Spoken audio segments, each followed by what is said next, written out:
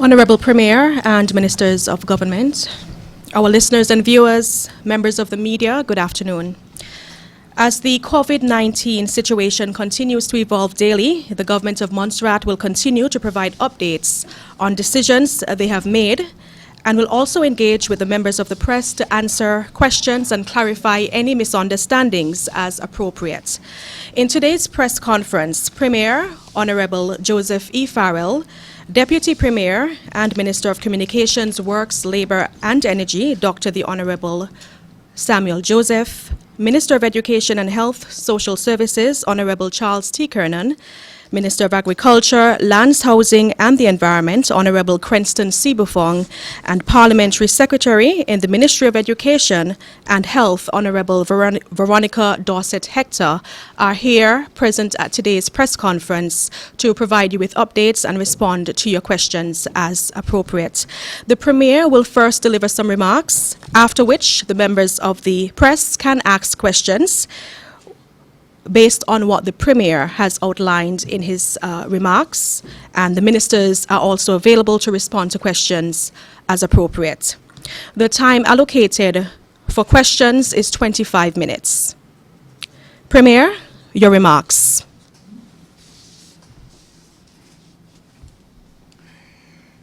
My fellow Montserratians, residents, visitors, and members of the media, good day.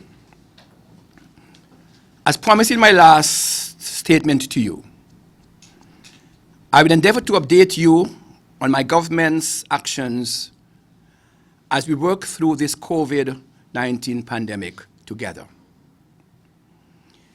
By way of update, we are all aware that Montserrat has one confirmed case of COVID-19. As a result, the government of Montserrat has shifted focus from prevention to one of detection and containment in order to prevent or minimize community transmission and spread of the disease. The announcement of Montserrat's first case might have caused some anxiety, and that is natural. After all, we are dealing with many uncertainties where this virus is concerned. Therefore, I will continue to update you as to what my government is doing. The commitment from the UK government to Montserrat remains strong. And as stated by Baroness Sugg, Parliamentary Under Secretary for Foreign and Commonwealth Office and DFID, the overseas territories is very much their priority. In recognizing our unique situation of being both a British overseas territory and members of OECS and CARICOM, the government continues to work in an inclusive and comprehensive manner to avoid unintended duplication of efforts and resources. To this end, we are in constant communication with the United Kingdom government and Public Health UK, as well as regional partners, including OECS, CARICOM, CARFA, and the ECCB, so that we can continue to make the appropriate steps, to take the appropriate steps to minimize the threat of the virus to the country and reduce risks to citizens, residents, and visitors. Given the fluid situation around COVID-19, our government is in continuous dialogue with local stakeholders with the intention to further improve the COVID-19 response plan. This includes the social, economic, and fiscal arrangements for dealing with this global pandemic.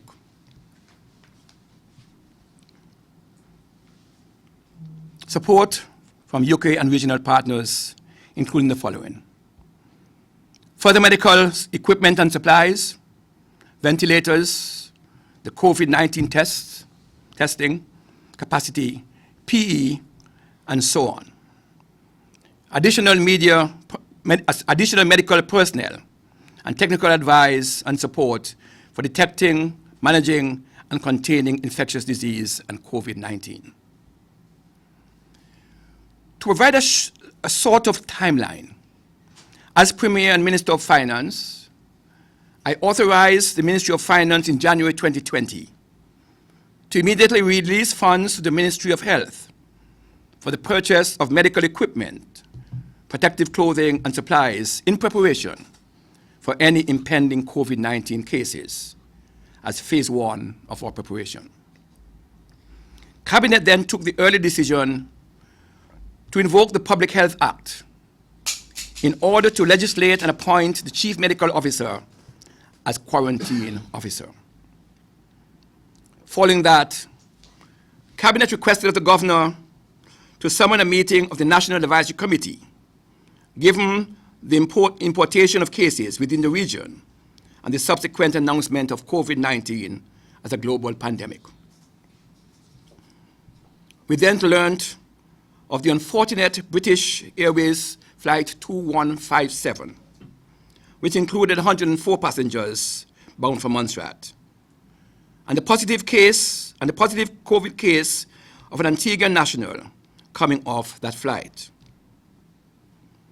In order to protect citizens, residents, and visitors of Montserrat, Cabinet took the immediate decision to increase measures to detect and contain any potential threat to the island. Measures including the ramping up of surveillance and screening of our borders, the requirement for persons on the BA flight to report immediately to the Ministry of Health, and for them and their household to remain in quarantine. Closure of schools until April 3rd, 2020, and the restriction of public gatherings to no more than 50 persons. Yesterday, March 18th, Cabinet reconvened and decided the following additional measures. The further restriction of public gatherings from 50 to 25. A 14-day quarantine period for anyone traveling to Montserrat. A reiterating prohibition of visitors to public and private homes of the elderly. The self-isolation of elderly persons aged 70 and over. The provisions for family and community members and health authorities to provide support where necessary to them. And guidance that everyone adheres to ongoing public health advice and precautions around social distancing and personal hygiene. I want to close by reassuring the Montserrat public that your Premier, Minister, health authorities, public service, and other key stakeholders are actively monitoring the situation and will continue to make decisions as further adjustments based on risk assessment.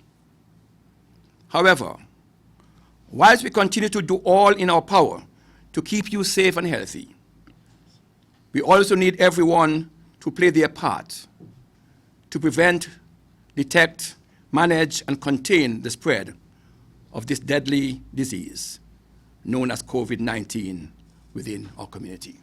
Thank you. Thank you very much, Premier.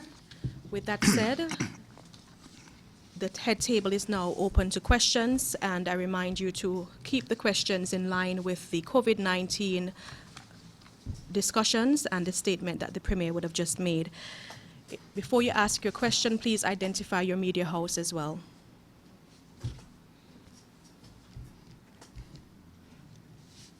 Good afternoon, Malika Mackenzie, representing Al-Uganda Express News and also Discover Montserrat,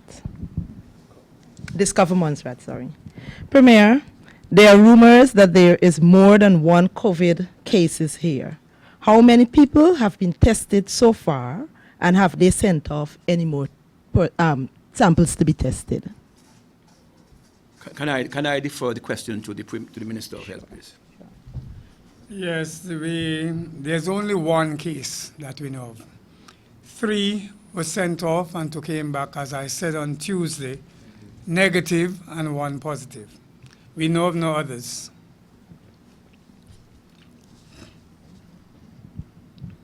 Good afternoon, Dwight Sampson, DS Media.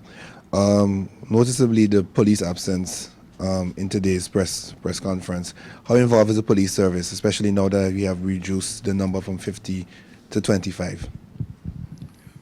The police is very much involved in enforcing the decisions taken by Cabinet. As a matter of fact, you may recall that last weekend there were some breaches in the gathering numbers, and the police took action to close some facilities in certain areas of Montserrat. So they're very much on board with us. They are at call. We can call the police commissioner at any time and have him take actions if necessary. So they're very much involved in the actions that we're taking. Is it possible, Premier, that you can go over some of the new guidelines that the Cabinet would have approved yesterday, just to be more clear? Yes. You will recall that prior to yesterday, the gathering numbers was 50. Yesterday in our Cabinet decision, we took the decision to reduce it to 25. So you can gather for no more than 25 persons at any given time.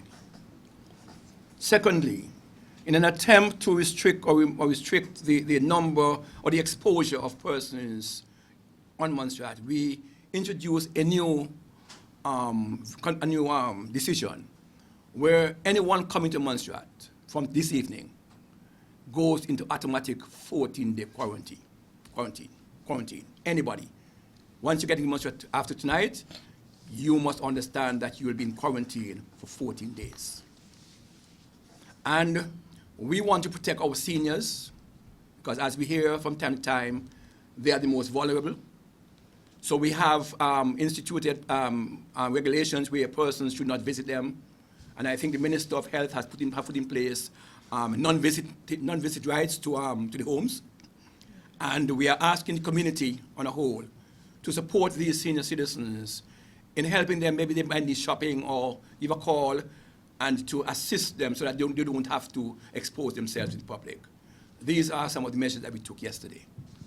Follow-up question, Premier. You said that all persons coming into the island as of today, this afternoon, is in self-quarantine for 14 days. Is this mandatory, or is it within their house? Was the living accommodations for that? That is a decision that we will enforce. If you come into Montserrat tonight, you must know that you're going to be in 14-day quarantine. We're taking no chances whatsoever. We're not exposing our citizens to anybody. Self-isolation, or is there any available accommodation? Self-isolation is our priority. We would prefer people to be, well, I presume that persons who are coming in will have place of accommodation. And if that's the case, then we will ask them to stay in isolation. But let me let the Minister of Health add to that if he so desire. I don't think there's much to add. Is that once they're coming in, the decision is that they will self-quarantine as long as the place where they're staying can afford that facility, that they have the access to their own bathroom and whatever. Barring that, if a person finds himself in an overcrowded area, we may have to use a house that we're using for national quarantine after that. Quick question again. In terms of the elderly, Minister, the Premier just said that ask the public if ever to assist them. When they still be at risk if persons going in and out? What are we doing? Are there any special gears or stuff that the persons be wearing to interact with the elderly? Okay. I do not know of any special gear, because the gears that are used if somebody is found with the symptoms, they ought to be using the gears. Now, people in their own homes, the people at the homes that like Golden Ears, Magasin, and those homes that are enclosed, you're not allowed to be visiting. But if you're in your home, one would expect that you must interact with your family. And let us not forget that we cannot go to too many extremes. People all have always lived within their own homes, and that will continue. It is not, government is not seeking to take over people's home and put them hostage in some other place. But we are asking that if you are going to visit these old people, to take the necessary precautions, yourself and them. That's all we're doing. Follow-up question to my earlier question. For persons who are traveling, we know there are 2 days in the week where persons can travel to Antigua specifically for shopping purposes for the day. Is the same mandatory 14-day quarantine for those persons traveling for the day? Those days are no longer in place. We have revoked any special travel arrangements on the ferry which we had. We have revoked those special arrangements as of now. So traveling to Antigua for us is not an option.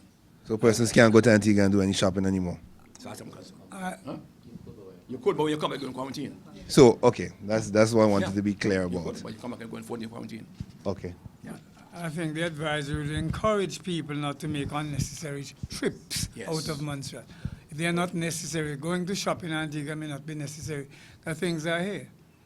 Unless we run out of things, one will expect you to be going to Antigua just to shop in a time like this. Okay. That's understandable. Sorry. I was asking specifically because there are medicines and stuff that person need that's not available here that they usually get out of Antigua. That's why I'm asking specifically for that purpose. If there's any arrangements to get those medicines and stuff on island. I believe the person would make the necessary arrangements if they need to get something out of Antigua rather than going to Antigua with the advisory out.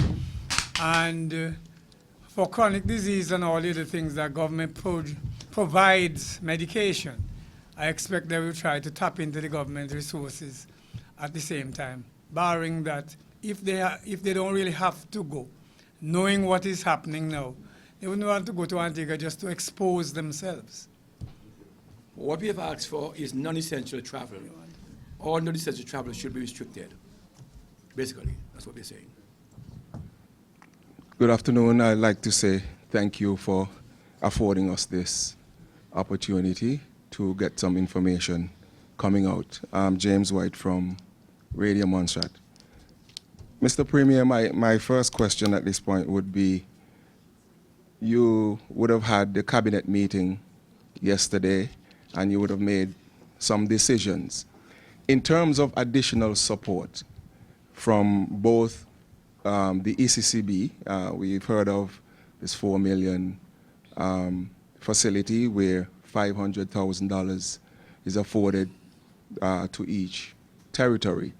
And also the FCO would have met, including the minister with responsibility for the overseas territories, Baroness Elizabeth Sugg. They met and they would have decided or finalized their assistance to Montserrat and the other overseas territories. Can you just give us some feedback on those two facilities, the UK, in terms of their assistance for the overseas territories, and that facility also by the ECCB, Eastern Caribbean Central Bank? Okay. Let it be known that Montserrat is a member of the Eastern Caribbean Community Union. And during the course of the last 2 weeks or so, we have been having meetings with different agencies like OECS, let's say I mean ministers of premiers and ministers of health. We have met with OECS and CARICOM heads, and of course, ECCB sits on OECS board. We have had video linked meetings over the past weeks. The ECCB have decided that in order to assist member states, that from the reserves, tranche 2 of the reserves, they will allocate some $4 million, to each member state in equivalent amounts.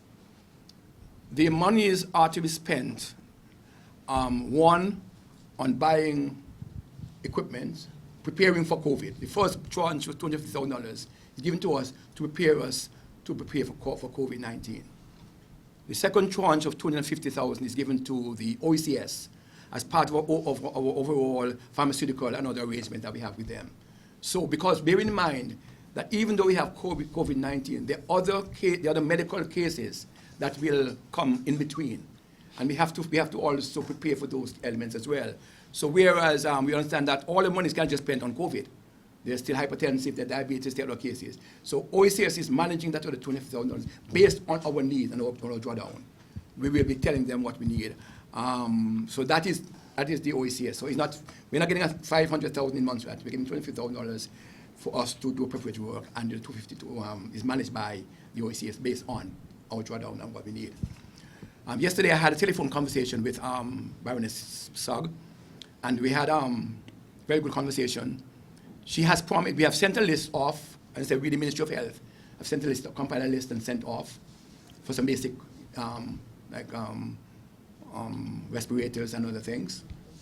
My understanding is that that list is being processed through Crown Agent, and I was assured by Baroness that those will be shipped as soon as possible. And by whatever means, because it's a fluid situation, it just might happen that airports are closed and flights are closed. So she has assured us that if it even means that we'll have to do by charters, that we will get those in time. So this is where we are. They have promised us equipment. Because bear in mind that we have to now shift our priorities. This is containment and prevention. So whatever we're getting in terms of resources is basically to control the spread, to prevent it from spreading. So we're not getting things that we need long term. It's the short term things we're looking at, or short to medium term. We have no idea how long COVID is going to go on. Some of us in the regional circles are predicting 3 months, maybe 6, but we're in it for a long haul, and that is why we have to draw down and prepare ourselves for the long haul. Mr. Premier, I'm very glad that you mentioned that, because as it seems at this point, it's a matter of when, and we could be in a vulnerable situation where if we do not get these supplies in, that we could be caught off guard. We're not having the requisite equipment on the ground to deal with the situation. I am in touch with my regional partners, because in this thing, you just cannot put all your eggs in one basket. So clearly, I'm in touch with my OECS colleagues. This morning I spoke to, on Monday I spoke to Premier Brown. This morning I spoke to him again. I spoke to the OECS director yesterday morning. We had our IMF meeting last week, just trying to see what we can do. I have a letter to send off to CDB this afternoon, tomorrow morning. We are tapping in. We don't know that they have anything to offer, but we are tapping in all the avenues to see what we can have. We will be prepared. Mm-hmm. Okay. We will be prepared. Yeah. Or we are prepared, rather. Yeah, I suppose that the Honorable Minister of Health can come in here as well. I've been around and I've seen the health team or health teams working. And I was just thinking about a multi-sectoral approach where you can have other agencies being brought into the fold. And what quickly comes to mind from a disaster management background is the district disaster committees, seeing wherever they can assist, because you don't want the health teams to be burnt out. And this is additional support. Maybe the minister can come in as well.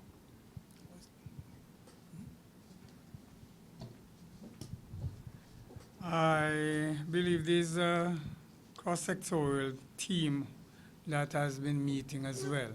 I do not know whether, I don't think that particular grouping has been called upon.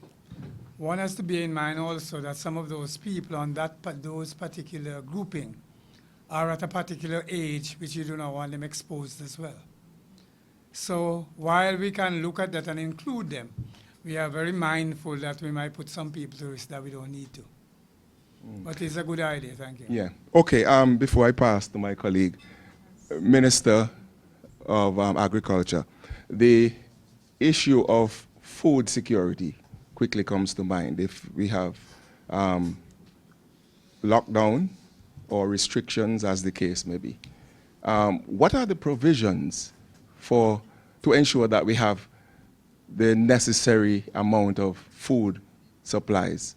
Because one of the things that you would find that when people are quarantined, you know, for the 14 days or maybe 24 days, as the case may be, that this would become a critical factor, food. And some of these people would not be able to go out. What is the situation as far as food security is concerned? Thanks, Mr. White. Food security is very important to us. especially since that we don't know how long the shipping ports or the market is going to be open for. So locally on the ground, we have to be ready for that. We have already been engaged with our local farmers to start with, one. And two, we've already engaged 3 private landowners who have agreed with us to use their properties. We have not worked out final details in terms of how and for how long and cost and stuff, but what they've given us is the assurance that these properties or these lands will be available for cultivation. Now, to say that we're ready right now to start, obviously we're not. It would take land clearing and stuff, which of course the Ministry of Communications have already consented to help us in that department. But we are quite ready, we are quite mindful, in fact, that we have to get production up. And most of these farmers are already geared towards that. Some crops, of course, are short term. 6 weeks in some instances, where some range from 3 months onwards. So it's not an overnight fix per se, but we are ready and we are geared to get going in that regard.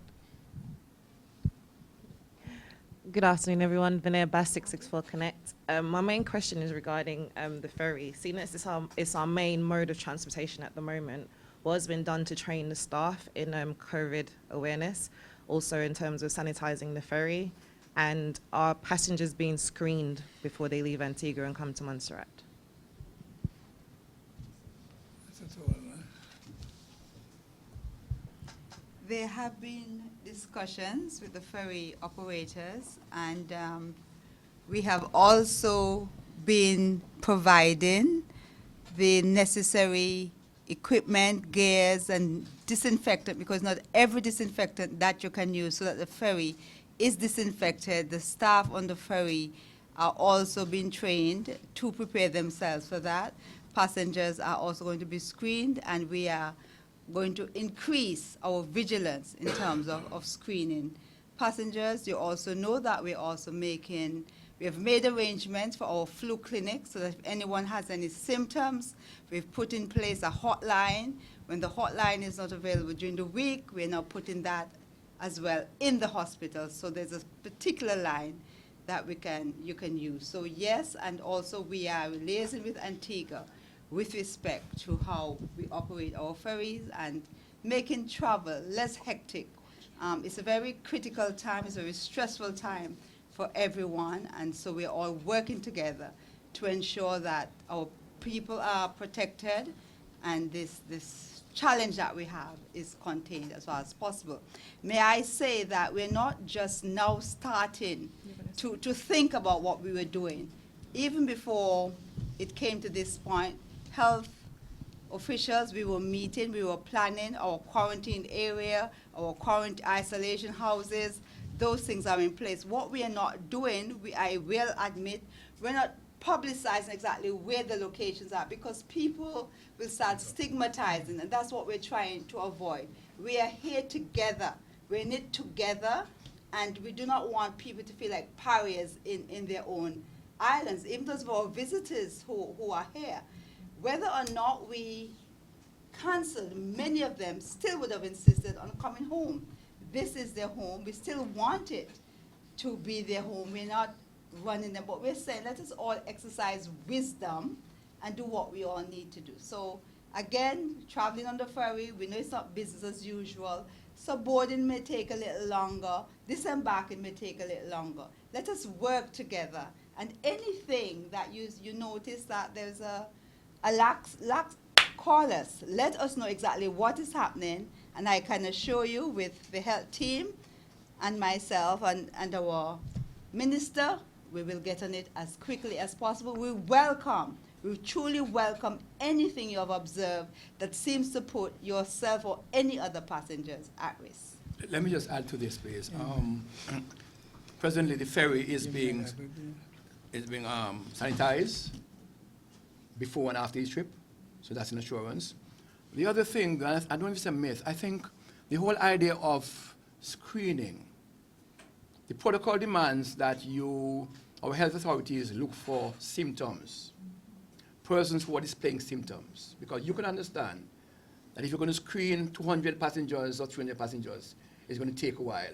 What you're looking for is symptoms of, so sneezing, coughing, fever, which is easier, And in those cases, you pull people out. Otherwise to that, I don't know that anyone in the world is going to be going, except I think Thailand or someone, or one of those countries who have a thermal, you go through and test. We don't have that facility. But rest assured that everything is being done to protect the residents of Montserrat. Okay, another question. Just a follow-up to because the honourable member mentioned the St. Peter's Clinic, just to give the listening public what the numbers actually are. So the telephone number is 491-5436 or 496-9724. And over the weekends is the casualty department, which is 491-2802 or 2836 or 2652. Before you proceed with asking your question, members of the press, we have just 3 minutes left. So if you have any burning questions that you need to ask, you need to do that within the 3-minute scope. Okay, Thank you. quick question just regarding the status of healthcare in general. I know that in the past we've had issues with Medivac. Is Antigua still accepting Medivacs from Montserrat? Yes, Antigua is still accepting Medivacs from Montserrat, and I can tell you that one went out today. We are not having any difficulties with Antigua at this time. Mr. Premier has been speaking to the Premier of Antigua, the Prime Minister, please excuse me, the Prime Minister of Antigua, and our CMOs are also, we've been actually working together over a period of time. Thank God for internet, and Montserrat still has a good service. We've been having our teleconferences, and so a lot of communication is happening within the region with respect to keeping our people safe.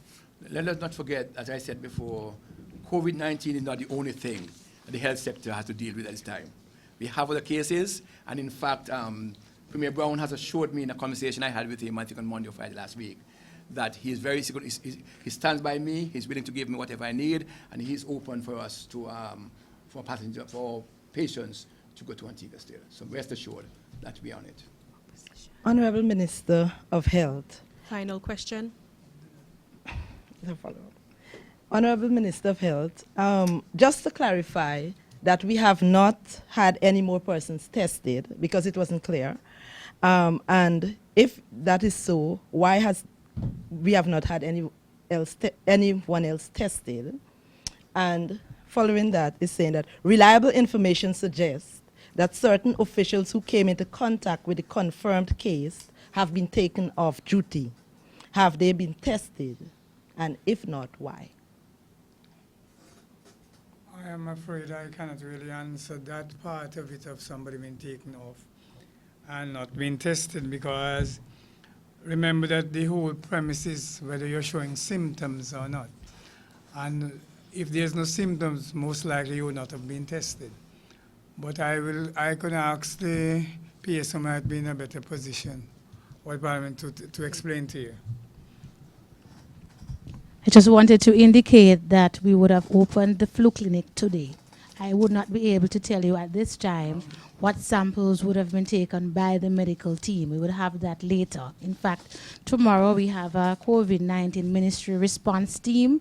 We have our meeting planned for tomorrow afternoon that is meant to give us an update on all what happened today, what went right, what went wrong. So we would not be able to tell you at this point whether X number of samples were taken. The clinic started this morning at 9 and will continue. We also have those persons who, based on triaging, who cannot report to the clinic. We have a home visiting team that is dispatched to that particular house to deal with that particular person. So we will not be able to tell you that at this point in time, but we will have that information tomorrow in terms of samples taken. But what we can tell you, anyone who has shown flu-like symptoms in terms of COVID, the tests have been sent off. Okay. One last question, and this will be under the hat of Minister of Education. What is the plan for continuing education for our children and those in the 5th form preparing for CSEC? I'm going to defer that question to the PS, who is more up to date with those matters. Thank you for the question. The Ministry of Education would have had its meetings with regional partners regarding the continuation of education to include implications for primary, secondary, and tertiary. We know that CXC would have held a meeting with Dr. Julius and myself, as well as the local registrar to discuss how they are going to deliver exams, and several options are on the table that we're waiting on a decision as how we go forward. And as you know, with the fluid situation of the virus, that will be the defining factor. For the fifth formers, I know some of the teachers are reaching out to complete the school-based assessments, and we're asking parents to continue to check in with them to support them in the completion of that. The ministry is bringing online some online software which will support them, and it was utilized in the Bahamas during Hurricane Maria. But we're looking to bring that online, which will support them not only with CXC modular content, but past papers and online tutorials. And so we're working through our process in the ministry to support not only the exam students, but that software will also have resources and developments all the way down to primary school. Our Facebook page has started adding online free resources. We encourage our parents to go and utilize those as we try to keep our young people entertained as they are home themselves. And we encourage them to spend quality time with their children as we continue to bring out the different resources available to them to continue their education and keep them active. Great question. And on that note, I'd like to say thank you to the members of the press for being here today. The government of Montserrat will continue to update you on developments as it unfolds related to COVID-19, and we'll be using multiple methods to do that, whether it's press releases, press statements, infographics, text messaging, and of course, let me take the opportunity to encourage all to follow the official Facebook pages, GIU Montserrat, also the Montserrat Ministry of Health and Social Services, and also stay tuned to Radio Montserrat for official information related to COVID-19. Thank you very much.